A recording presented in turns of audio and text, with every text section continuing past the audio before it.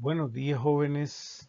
En esta oportunidad vamos a introducirnos al apasionante mundo de lo que es la macroeconomía. ¿Qué es lo que debemos de esperar de este estudio?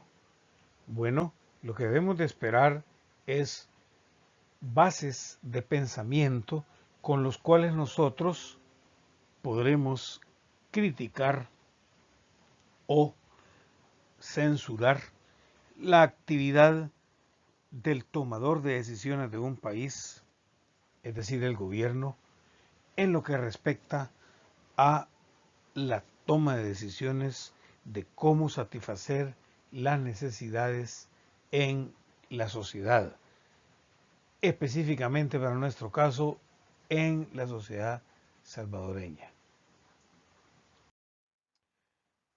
La macroeconomía es la rama de la economía que se preocupa por estudiar los grandes agregados de la economía. Los agregados son las variables macroeconómicas, como por ejemplo el Producto Interno Bruto, la tasa de inflación, el volumen de desempleo, el coeficiente de Gini y otras más, que son pues prácticamente los enfoques de esta rama que se preocupa por detallar de manera holística todas las situaciones que tienen que ver con el conglomerado social. La macroeconomía surgió prácticamente a partir de la Gran Depresión de los años 30. La Gran Depresión de los años 30 fue una crisis enorme a nivel mundial. Quizás el único o la única crisis parecida que hemos visto de igual magnitud, o quizás en este caso va a ser superior, porque la Gran Depresión se debió a la caída de las bolsas de valores, específicamente de las de Estados Unidos, que repercutieron con el famoso efecto dominó a nivel mundial y que ahora estamos observando un fenómeno similar, el cual es la depresión causada por esta pandemia del coronavirus, pérdida de empleos. En aquella oportunidad no hubo pérdida de vidas, pero modernamente sí estamos observando un tipo de depresión económica que nos está llegando poco a poco, que además de la pérdida de empleos, también involucra la pérdida de vidas, de personas, de todos los estratos de edad. La Gran Depresión solo fue un fenómeno de pérdida de empleos y por lo tanto de retroceso en la actividad económica de los grandes países. Fue entonces donde los modelos de los economistas clásicos, el modelo basado en el pleno empleo, en la premisa de que todos podían encontrar trabajo media vez de se decidieran a buscarlo, fracasó. El modelo planteado en La riqueza de las naciones por Adam Smith demostró, tal y como lo había dicho Carlos Marx, que era un fracaso desde el punto de vista económico y social.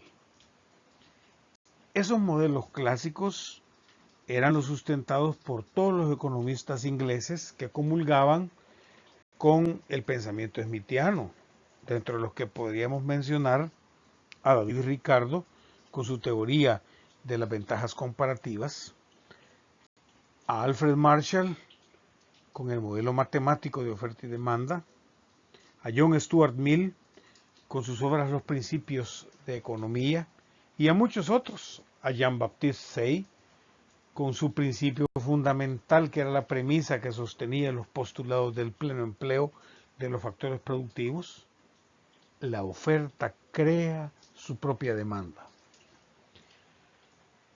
Pero ante la falla de este modelo de economía de mercado que había sido planteado inicialmente por Smith, surgió un gran pensador, siempre en el seno de los ingleses, y por cierto, alumno de los clásicos, el gran John Maynard Keynes, caballero inglés que al estudiar el fenómeno de la Gran Depresión, criticó la teoría clásica en el sentido del sostenido postulado del pleno empleo y dijo que el desempleo podía existir y que el pleno empleo no significaba el único estado de equilibrio económico, sino que podía obtenerse el equilibrio económico con desempleo. Fue así como propuso su obra, que vino a coadyuvar, digamos, la subsistencia de la economía de mercado o modelo capitalista, como lo había llamado Marx, publicando su obra La teoría general de la ocupación, el interés y el dinero, que enfocaba los factores claves en los cuales los clásicos pues no habían reparado al momento de concebir la teoría de oferta y demanda que formuló Adam Smith en La riqueza de las naciones. Esta fue como una especie de tabla salvadora para la economía de mercado y que evitó en alguna medida y durante algún tiempo que fenómenos depresivos se llevaran a cabo en las economías. No obstante, posteriormente hubieron caídas de las economías, tal vez no de tan grave magnitud como lo fue la Gran Depresión, ni como lo es la hoy pandemia actual del coronavirus, pero sí hubieron caídas de la economía, las cuales pues por el aspecto cíclico de la economía de mercado siempre se superaban. Dentro de ellas, la historia reciente de la macroeconomía nos aprecia algunas situaciones con las cuales intentaron corregirse esas pequeñas fallas de la economía de mercado. Por ejemplo, el fine tuning o ajuste fino de Walter Heller, ¿verdad? Que fue una teoría pequeña, no de la magnitud de la teoría keynesiana, pero que intentó solucionar las caídas de la economía posteriores a la Gran Depresión. En ese tiempo, donde Walter Heller, allá por los años 70, formuló su teoría del ajuste fino, surgió un fenómeno llamado estanflación, una mezcla de estancamiento e inflación. O sea, estancamiento económico, la economía no crece y se eleva el nivel general de precios.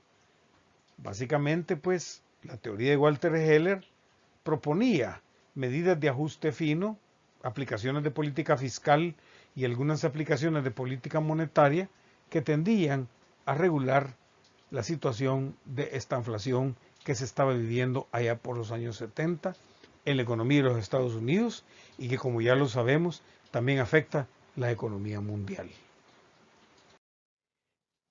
Dentro de los principales temas que aborda la macroeconomía, vamos a enfocar tres específicamente, quizá los demás realce.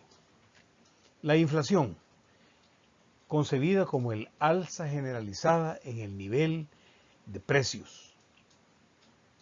Para medir la inflación, contamos con una ayuda de orden estadístico, la aplicación de la estadística prácticamente a la rama de la economía, a la macroeconomía en este caso, que son los índices de precios.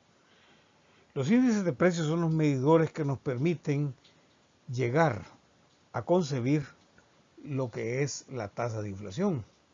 Dentro de los principales índices de precios tenemos el índice de precios de Las Peires, el índice de precios de Pasquet, el índice de precios de Fisher o índice de precios perfecto, el índice de precios de Edgeworth, el cual no es muy conocido y tampoco es muy abordado, y también el índice de precios al consumidor, que dicho sea de paso, es el que nosotros ocupamos en nuestro país, El Salvador, para medir el crecimiento del nivel general de precios o tasa de inflación, y que ha adoptado la Dirección General de Estadísticas y Censos, que es una dependencia del Ministerio de Economía, el cual lo trabaja concibiendo la economía salvadoreña clasificada en tres tipos de canastas: canasta básica, canasta ampliada y canasta de mercado, para concebir ese medidor.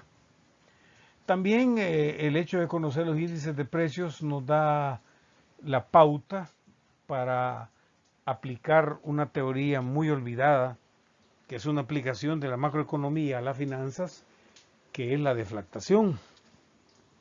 Deflactar consiste en convertir series nominales en series reales, es decir, en quitar la influencia del crecimiento de los precios en los datos de cualquier serie cronológica.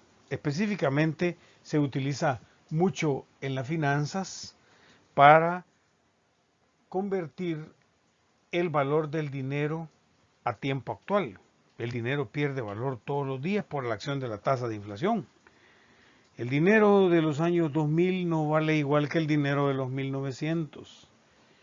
Para armonizar el poder adquisitivo del dinero es que se utiliza esta técnica llamada deflactación, que consiste en utilizar los deflactores para convertir, como decíamos, las series nominales en series reales. Otro tema importante en la macroeconomía es el crecimiento económico.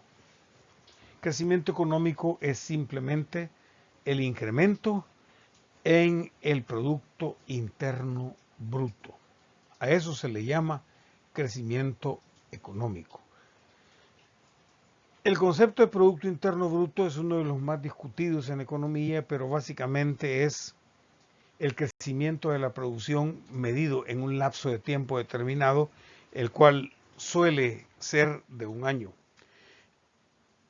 Existen diversas concepciones de lo que es el PIB real, el PIB nominal, por ejemplo, que pretenden con distintos medidores, es decir, medidos a distintos precios, calcular el volumen de producción de un país durante un periodo determinado. Existen diversos métodos para el cálculo del Producto Interno Bruto. El método del ingreso, el método del gasto, la matriz de insumo-producto, entre otros. Otra variable de importancia en el estudio de la macroeconomía es el desempleo. Cuando hablamos de desempleo, la mayoría lo referimos al factor trabajo, por costumbre, es decir, nosotros estamos acostumbrados a que cuando oímos la palabra desempleo la aplicamos al factor humano. Pero en economía el concepto es mucho más amplio. En economía el desempleo puede ser de cualquiera de los factores productivos, de la tierra, del trabajo, del capital, de las habilidades empresariales o de la tecnología. Aunque nosotros en nuestro estudio pues lo enfocaremos desde el punto de vista del trabajo. En macroeconomía hay que hablar del ente encargado de administrar los recursos para la satisfacción de las necesidades en una sociedad. Este ente es el gobierno. El gobierno tiene capacidad de incidir en el crecimiento económico. Por lo tanto, también en los volúmenes de empleo, en el manejo de la inflación. Para ello, pues, tiene varias herramientas o armas, si quisiéramos verlo de esa manera, de que él dispone. Una de ellas es la política fiscal, que tiene que ver con la regulación de la inversión pública, las transferencias y los impuestos. Nuestro país, en la actualidad e históricamente, ha dependido mucho de las aplicaciones de política fiscal para regular el crecimiento económico. La inversión pública, digamos, lo que está haciendo ahorita, invierte en darnos salud. Ahí se está construyendo el hospital que supuestamente va a ser el mejor y más grande de toda América Latina, el Hospital El Salvador. Es una forma de inversión pública.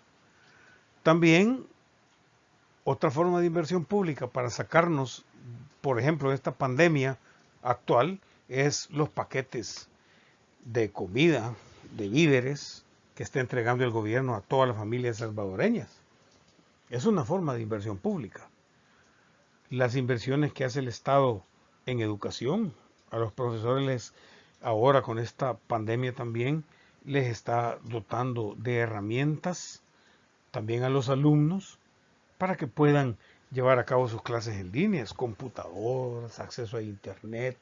Todo eso es lo que tiene que ver con la inversión pública. Todas aquellas acciones del Estado que crean directamente bienestar a la población.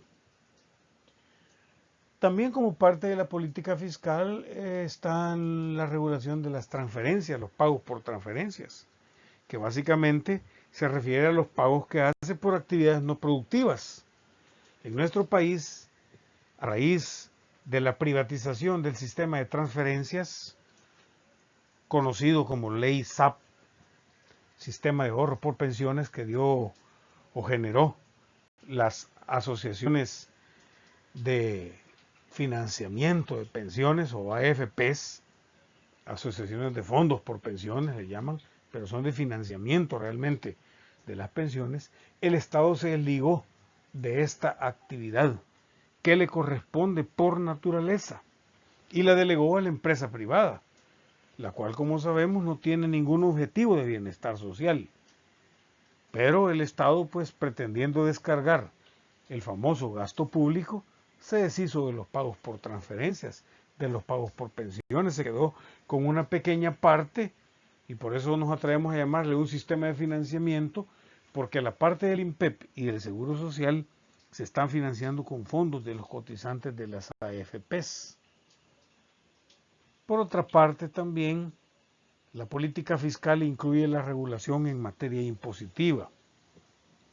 Desde hace algún quinquenio se nos ha venido con la sombra de que se nos va a incrementar la tasa del IVA del 13 al 15% por exigencias del Fondo Monetario Internacional, que nos ha hecho creer que tenemos una de las imposiciones fiscales más bajas de América Latina.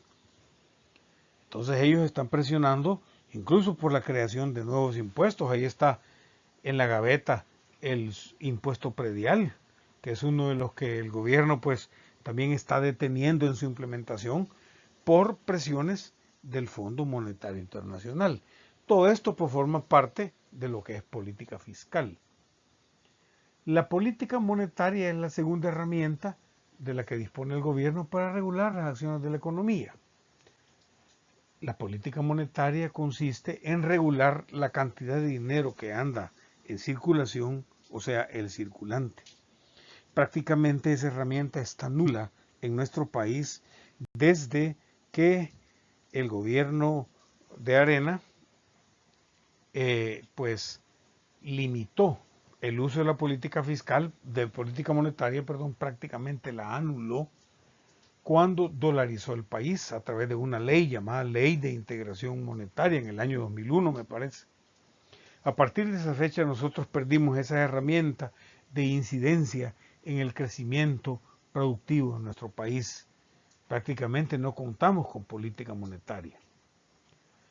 La política de oferta es la tercera herramienta de que está dotado el gobierno para regular el crecimiento económico. Recuerden que todas estas políticas son las acciones que tiene el gobierno para incidir en el crecimiento del Producto Interno Bruto o crecimiento económico.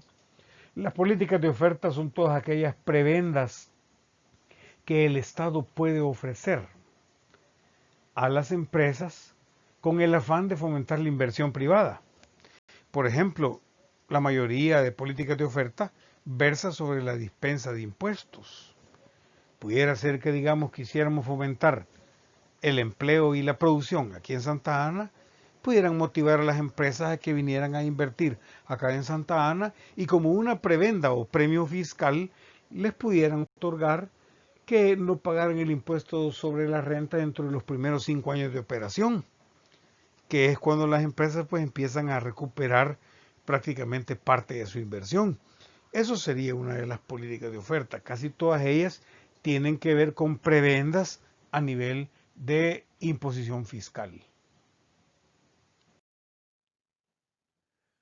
¿Cuáles son los componentes de la macroeconomía? En primer lugar tenemos el flujo circular de la economía, aquel diagrama de interacción entre los principales sectores que componen el quehacer económico de nuestro país y que es el que delata prácticamente el modus vivendi de la economía de mercado, o sea, la forma de vida en que nos involucramos todas las personas que vivimos con el arte de comprar y vender para satisfacer necesidades. El flujo circular, de una manera muy sencilla, pues es la relación que vincula a la empresa con la familia.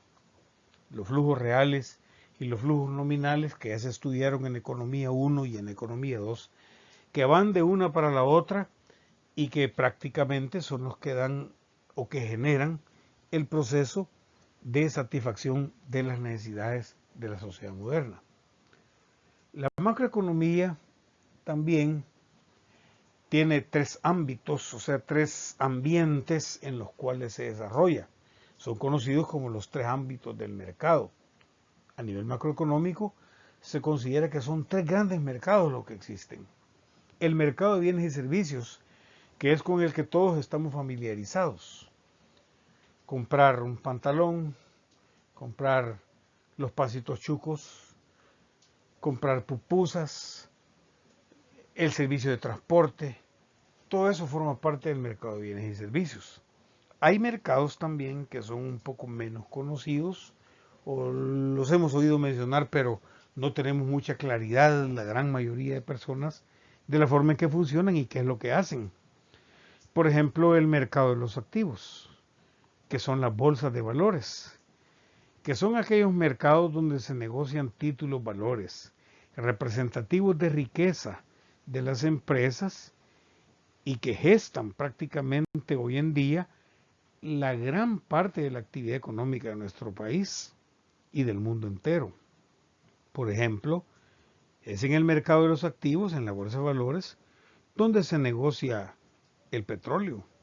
Las variaciones de los precios del petróleo que nosotros observamos cada martes, cada 15 días, provienen de negociaciones que se están haciendo en la Bolsa de Valores de Nueva York y en la Bolsa de Valores de Londres, con los petróleos, el Brent en Inglaterra y el WTI o Light Sweet Crude en los Estados Unidos. También es donde el gobierno de El Salvador obtiene financiamiento, básicamente lo que nosotros conocemos como deuda externa, dinero, para financiar las actividades las cuales el aparato productivo como tal no le da para poder financiar. El gobierno emite eurobonos que se van a negociar a la Bolsa de Valores de Nueva York. El gobierno emite certificados de administración monetaria. El Banco Central emite letras del Tesoro que pueden negociarse localmente en nuestra Bolsa de Valores de El Salvador.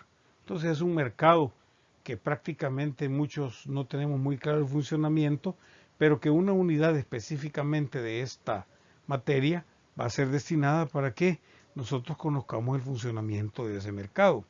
Y por último, el tercer ámbito es el mercado de trabajo, que en muchas organizaciones se han opuesto a que se le llame mercado al hecho de comprar y vender la fuerza productiva, porque realmente el ser humano no se compra ni se vende. Lo que vende son sus capacidades, sus aptitudes, sus iniciativas, su capacidad física o su capacidad intelectual, pero no se vende él. Por eso este mercado ha sido muy cuestionado y en nuestro estudio de macroeconomía pues necesitaríamos una unidad amplia y específica para poder abordarlo y la cosa que sucede es que no lo vamos a poder hacer. ¿Qué metodología ocupa la macroeconomía para estudiar todos estos enfoques de los que hemos platicado? El Producto Interno Bruto, por ejemplo, las tasas de inflación, el volumen de empleo y desempleo. La economía hace uso de la matemática y de la estadística como fuentes auxiliares de planteamientos matemáticos y planteamientos estadísticos con los cuales construye acepciones abstractas de materialización de pensamientos económicos, como lo son los modelos económicos. Vamos en esta oportunidad a estudiar el modelo clásico, el modelo keynesiano, dentro de los que está el modelo ISLM, por ejemplo, que son aplicaciones matemáticas a razonamientos económicos. Vamos a estudiar también el coeficiente de Gini, por ejemplo, que está íntimamente relacionado con la curva de Lorenz y que son aplicaciones estadísticas a los pensamientos económicos.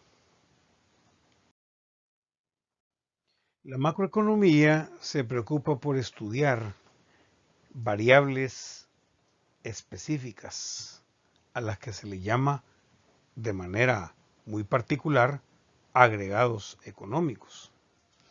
Un agregado es una variable macro que resulta de consolidar, de sumar o de agregar, como se da a entender en el concepto, distintos comportamientos microeconómicos.